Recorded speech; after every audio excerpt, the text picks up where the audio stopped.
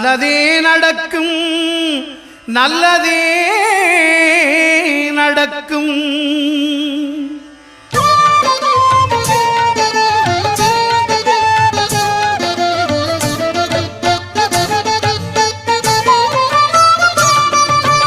ஒன்பது கோளும் ஒன்றாய் காண